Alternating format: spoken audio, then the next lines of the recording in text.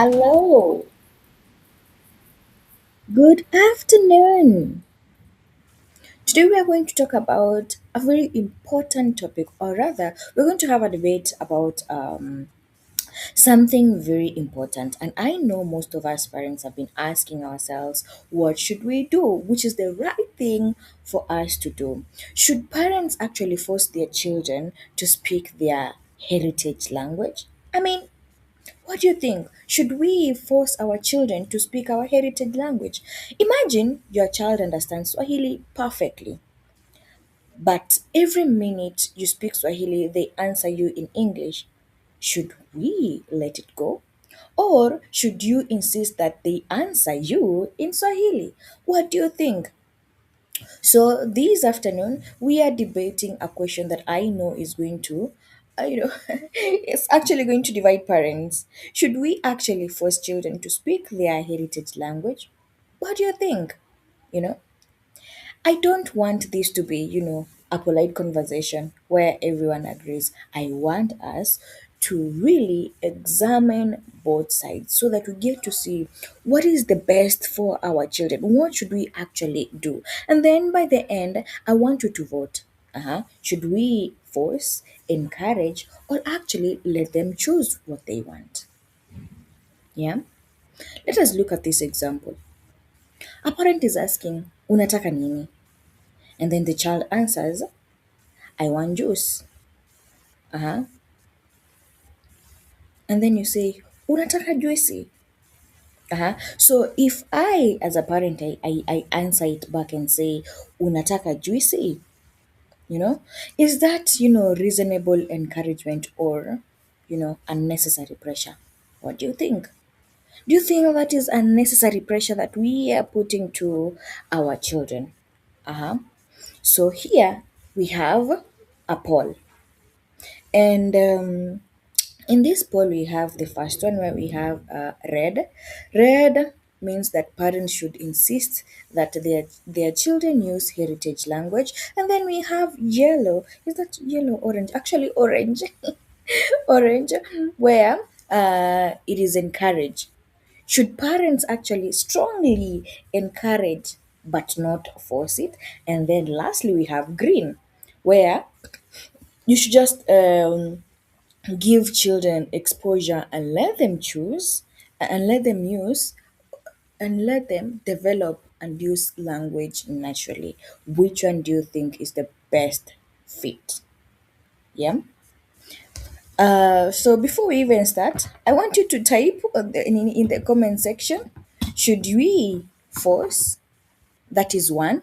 One is force. Two is encourage, and then three is choose. So, which one is the best? Which one are you choosing? Which one do you think best fits your children? And as we go on with this discussion, with this debate, we'll keep on seeing what you choose so that we get to see where the majority goes to. Yeah. So let us take these few minutes to look at, the argument for yes, parents should actually insist. So where do you stand? Do you stand where we see that indeed, yes, parents should actually insist their kids to speak heritage language? Uh-huh. So if English is the dominant language around them, why should a child voluntarily use Swahili or if English is easier? Yeah. So why should my child choose to use Swahili if English is the dominant language around them? Now I have a question for us. If English, works everywhere, we use them in school, they use them in school, when they watch television, it's English. They speak English with their friends. They play game in English with their friends. Also, the internet also is in English. What incentive does the child have to, you know, does the child have to practice Swahili? What will prompt them to say like, yo, let's. Uh-huh. So you can type in the comment section and tell us what you think, what your answer is as we move swiftly together. You know, do you know that parents should actually create a language environment for their kids? Yes. It is the parent who has the duty to create that language environment for their kids. Mhm. Because parents control much of the child's early environment. Because at the early ages, the parent is the one who's always with the child. That's what I'm saying that during the early, that's what I'm saying that it is the parent who should actually encourage, create this language environment for their kids. Mhm. Because for one, parents decide what language is spoken at home. Right, parents? You can tell me, yeah, indeed, you are the one who decide what language should my kids use as at home. Uh-huh. And then the second one, what books should the child read? Uh-huh. What books should my child read? And then another thing we know that it is what song do they hear? What song do they listen to? And then they are the ones who would decide what language grandparents use. So if their grandparent used this specific language, they should also encourage them to speak that particular language because this is where they get to meet. This is where they get to communicate with their grandparents, have that connection with them. It is the parents who should also decide what language is used during, you know, routines that they have at home. So if a parent does not create opportunity for Swahili, who will actually create that opportunity? So, parents who are watching me in this live stream, just know that it is you who has to create that. To create that opportunity for Swahili. You're the one who should encourage the use of Swahili at home because at their early ages, you are the one who has to decide all those things. What song should they hear? What language do their grandparents use? What language should we use during our routine? What book should my kids read? What language should actually be spoken at home? This is all your duty. This is all your opportunity to create it at home so that the kids could actually continue with it. Uh-huh. So far, where are we at? Have we voted? Have we voted whether it is red, orange, or green? Where we said red is forcing them, orange it is encouraging them, and then green, just let them choose what they want. Let's continue keeping the votes coming in. So other parents say that heritage language can be difficult to recover later. Not other parents, actually, that is the truth. That our heritage language can be difficult to recover later if, as the way I'm looking at it, if not taught, if not encouraged during the early stages. Uh-huh. A child may understand Swahili when they're young because and become increasingly disconnected from using it. Have you ever met an adult who say, I understand Swahili but I can't speak it? Have you ever met them? I know, not even adults, I know even our kids, we would say that they actually understand. They will get the instructions that you're giving them, but them responding in the target language becomes very hard for them. I know we are all in that situation for most of the bilingual parents. Okay, but do you know that speaking actually requires practice? Yeah, and understanding isn't the same as producing the language for sure. Yeah. So speaking requires practice, and understanding doesn't, is not is isn't the same as actually producing the language, isn't the same as using the language itself. Uh-huh. Actually, a child may understand. You tell the child, Nenda, uchukue viatu, but they still respond, where are my shoes? What do you think? Did they really, they understood, right? They understood what the instructions that they were given. That's why we see that they ask, where are my shoes? Yeah. So if we never ask our children to produce the language, how are they going to actually get comfortable speaking it? Yeah. So we need to actually ask them to produce this language so that they become really comfortable while they are going to use it.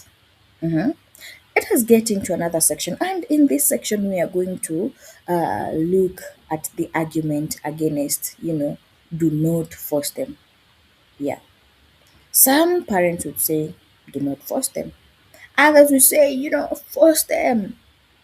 And others will say, let them speak naturally. So, which parent are you? Uh-huh. But here is a problem. What happens when encouragement becomes pressure? What happens when you are encouraging them and it literally becomes, pressure? Uh-huh.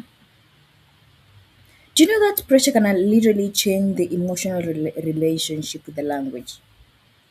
That the pressure that you give to your children can change, the emotional relationship with language. Imagine every Swahili interaction becomes, speak Swahili.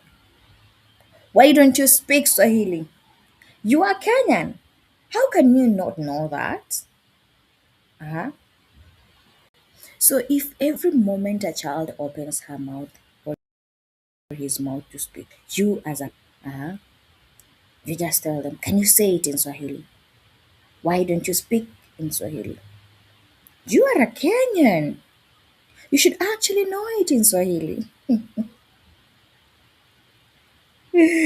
Now, do you know that your child could eventually associate Swahili with criticism rather than, that connection that you want them to have? Do you know that? Shouldn't test. And most of us parents, we keep our children. Imagine a child trying to tell you something exciting. Yay!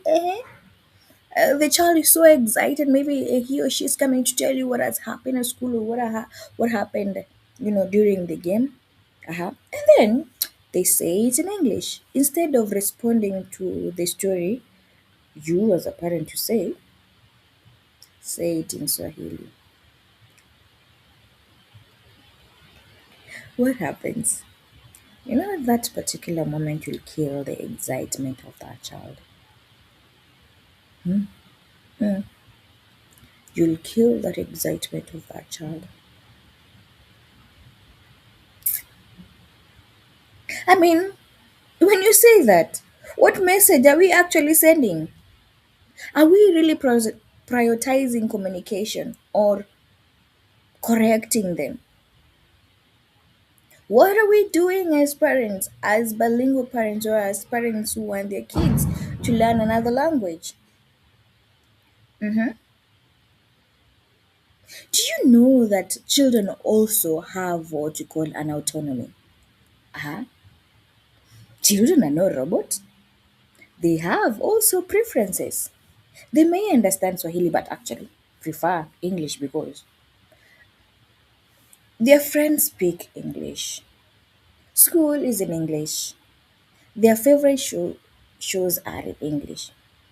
They feel more comfortable in English. So, should children have some control over the language they use? to express themselves. What do you think? Please type on the comment section your answer as we keep this debate very lively, as we continue knowing what our children really needs, or what we think. Are you red? Are you orange? Or are you green? Uh-huh. So remember, at the end of this live show, you are going to tell me what you prefer. Is it red, orange, or green? Uh-huh. So, meanwhile, let me share a code for our Tayari app, which has very amazing things, which I feel like we should scan and rush to our app because we have amazing things that I would want us to all see and share it with our children. Um, Now I have the big question here. We have been diving into this discussion for like I think maybe 15 minutes or so. But I have a question. What does forcing actually mean? Sorry. Yeah. What does forcing actually mean?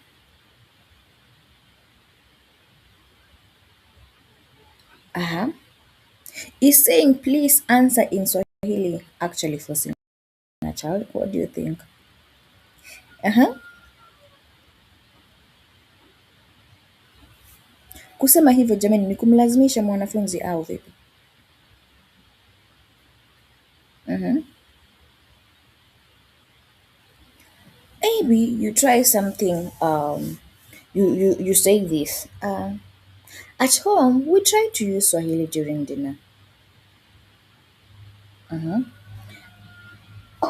Another one would actually say, if you don't speak Swahili, you are embarrassing me. Uh-huh. I want us to compare those two answers. One parent just say at home, we try to use Swahili during dinner. That is a healthy expectation from a parent. And then we have another one that the parent tells the kids, if you don't speak Swahili, you are embarrassing me. That is actually a very harmful pressure. Mm? And that is a very different, experience here. Now, let us look at this. We have exposure, encouragement, expectation, and then there is pressure, and then there is punishment. Where should a parent actually draw the line? Or you, as the one who is watching this live stream, where should you actually draw the line? Uh-huh. Think carefully, and then you give us the answer that you think is best for us. Let us look at now the real life scenarios here. And we have scenario number one. Parent speaks Swahili. Child responds in English. What should a parent do? Should you actually ignore it? Should you repeat the question or ask the child to answer in Swahili or continue speaking Swahili the English response? What should you do? So the scenario number one, we have said that this is where a parent speaks in Swahili and then the child responds in English. What should you as a parent do? Should you actually ignore it? Should you repeat the question? Should you ask the child to answer it in Swahili? Or should you continue speaking in Swahili but expect the English response? So type on the comment section what you feel your answer is and what you feel like this indeed will help your child and eventually they'll become courageous enough to be in a position of actually speaking Swahili. We have scenario number two. And in this scenario number two, we have a 6-year old who says, I don't want to speak Swahili, I want to speak English. What should a parent say? What should you do? Because I know we have scenarios where our children tell us that. What did you do then when they told you that? Or rather, what should we do when we have um, such happening? Tunafaa kufanya nini jamani? Type in the comment section. Let's see your answer. Let's see what you think is the best for us. Maybe it will encourage another parent, and another parent may follow that route that you are using. We have scenario number three. And in scenario number three, a child actually understands Swahili, but he or she refuses to use Swahili. What should you as a parent do? Insist, that is red, encourage, that is orange, and then wait until the child is ready, that is green. What should you actually do? Mhm. At the end, I'm going to give my answer, but I'd also like to see your answer. I also want to see what you think. Maybe it may also change my thinking. Uh-huh. So we have another scenario number four. And in scenario number four, this is where we have a usual scenario. A child says something in Swahili incorrectly. Yes. Your child says, what should a parent do? Should you correct that immediately? Or recast the sentence naturally, or ignore the mistakes, or ask the child to repeat correctly. What would you do? And I feel like we've been talking about this for quite a while. There was a time we were looking at this, and I remember we say that we are modeling our answers, we model them, yeah, where you as a parent will actually recast the sentence naturally, and then the child will get to know, oh, okay. Do you know that the next time this child is going to say that same thing, they'll say correctly because they were not forced towards saying correctly. They learned it naturally. Yeah. Do you know that that one will help them so much rather than the force the force that they will be getting it from their parents or whoever who is taking them through this language learning.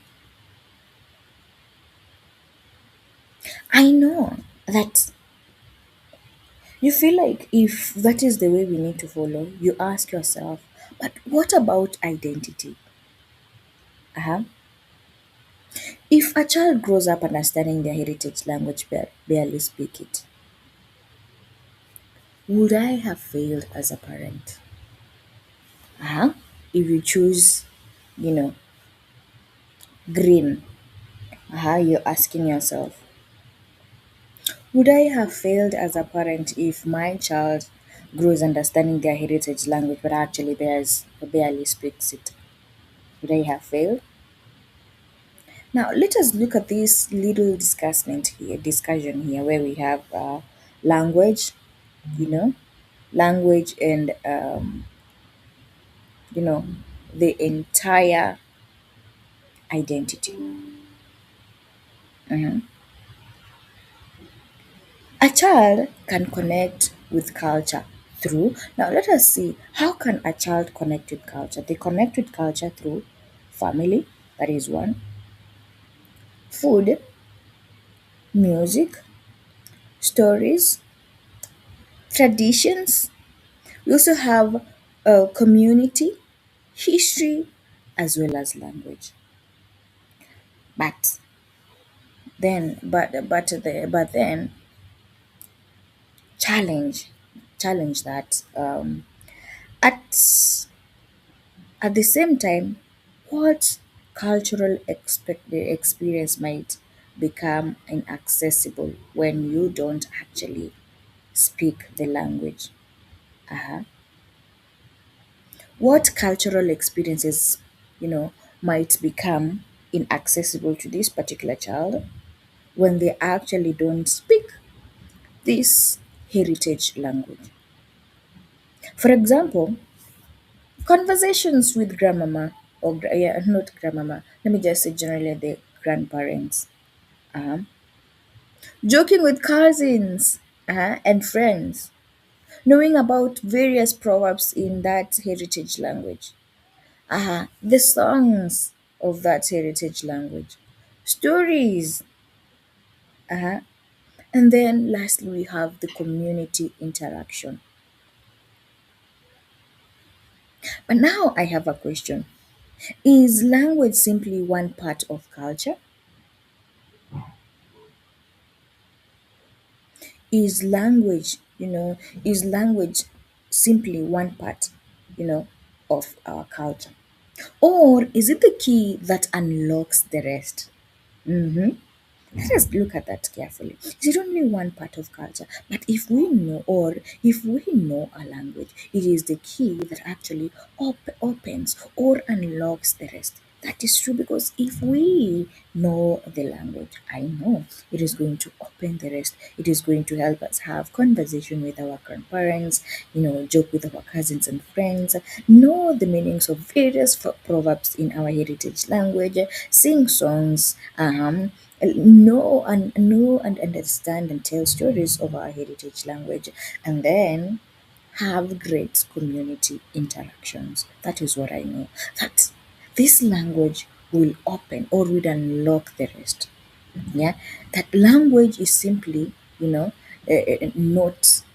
one part of a culture, but it opens or it unlocks the rest. What do you think? Do you agree with me in that I lied? Uh-huh. Tell me in the comment section whether you really agree with me or you have a different opinion of what, sorry, yeah, like you have a different opinion of what we are discussing today. Yeah. So let us talk about the third culture or diaspora question. What happens when a child is growing up in a country where Swahili isn't the dominant language? I think this is a topic on its own, but I mean, we can look at it, within, 3 or 4 minutes and get to see. What happens that when a child grows in a country where Swahili is not, isn't the dominant language, where we see at school English, with friends English, online free English, entertainment English. Then he or she comes home, one of a few places where Swahili is available. Yeah. Is it reasonable to expect the child to choose Swahili when most of everything around them is happening in English? Parents, what do you think? So, is it really reasonable for you to expect a child to choose Swahili when almost everything, whatever surrounds her, is really happening in English? Yeah. Do you know that if parents won't insist on creating that space, could they now if the parents don't insist in on creating that space. Could the heritage language gradually disappear? Now, this is a fear. Now, and a question. Do you think that if that is what happens, do you think now the heritage language will keep on disappearing? You know, since the parents are not insisting, or since the parents are not creating that space for Swahili at home, is the heritage language going to really disappear, or what is going to happen? What should parents actually do? Uh huh.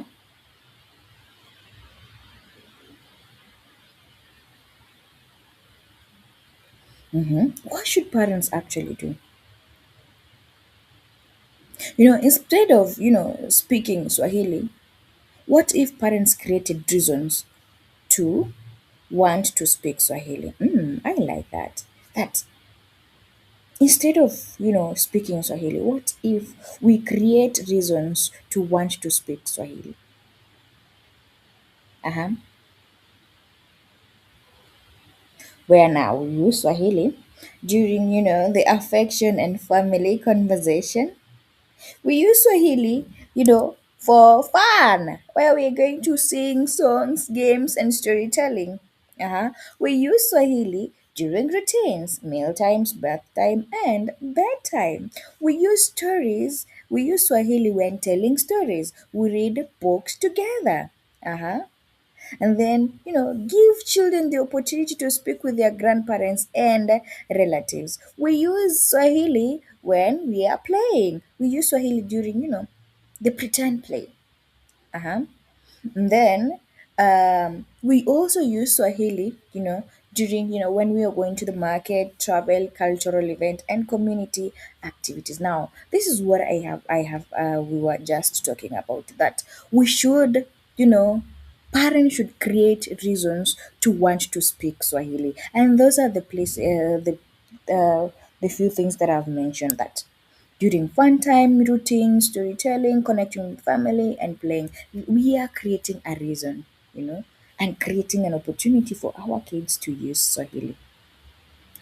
So, what if instead of making Swahili another subject, we make it to be part of your child's life? Isn't that going to be amazing? And I believe there we are not going to like force it to them, but we want them to know it naturally in a way that um, they are going to speak it when they are comfortable, when they are actually ready to speak it. Uh-huh. Let us look at this final piece. Uh-huh. We have position A and position B. In position A, parents should insist because without intentional expectation, the dominant language will eventually or usually win. But we have position B. Parents should encourage rather than force because the goal isn't simply producing Swahili. The goal isn't simply producing Swahili speakers. The goal is to build children who want a relationship with their language. Okay? So, which one is the strongest? Which one do you think fits?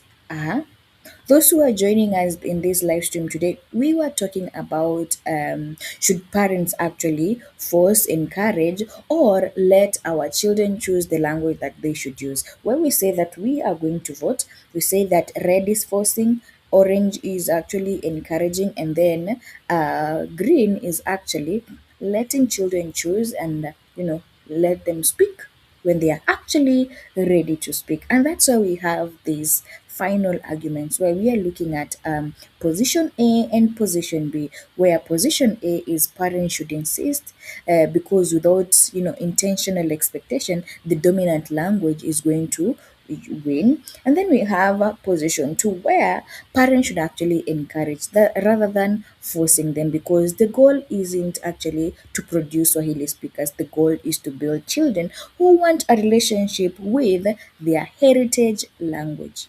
Now, which one do you think is the strongest, or which one should you as a parent do? Yeah. Now we are having our final thought as we continue, as we end our discussion today.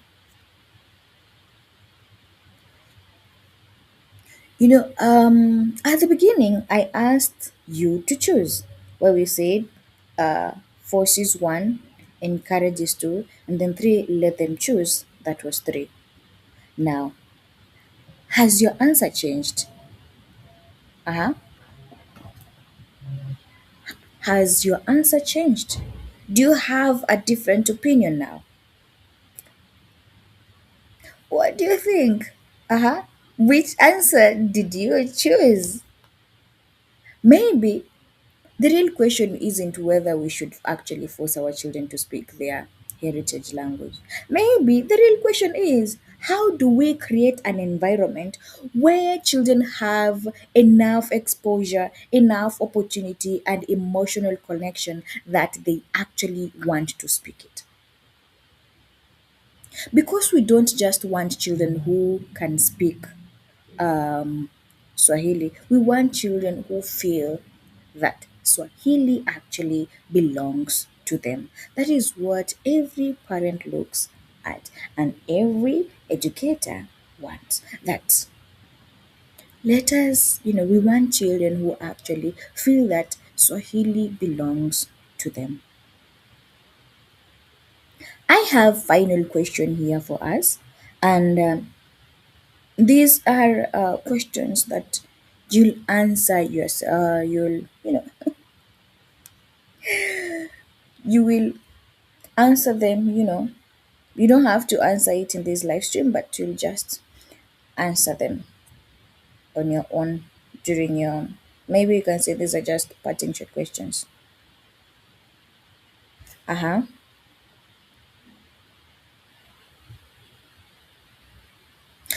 Here is what you call an uncomfortable question. What if, or what happens if we don't insist? What will happen to our children if we don't speak? We don't insist, sorry. Is correcting a child helping them? Or it is making them to become afraid of actually speaking? Can a child be culturally connected without speaking their heritage language really? What do you think? What happens when the dominant language outside home is 10 times stronger than the heritage language? Yeah, what happens? And the last question, parents, are we raising children who speak Swahili or children who want to speak Swahili? What do you think? Mhm. Thank you so much for joining this live stream. I'm glad, I hope that you are able to choose your to choose the best way that your child should be learning this language, whether force, encourage, or let them choose and let them speak when they are ready. Uh-huh. Or maybe your perspectives were changed. Maybe you used to enforce, or you used to encourage, um, or you used to let them choose. But now, right now, it has changed. You are looking on to a different direction. So, thank you so much for joining this live stream. Remember to scan the QR code and check out what we have in our amazing Tayari.lives app. See you in my next live stream. Kwaheri!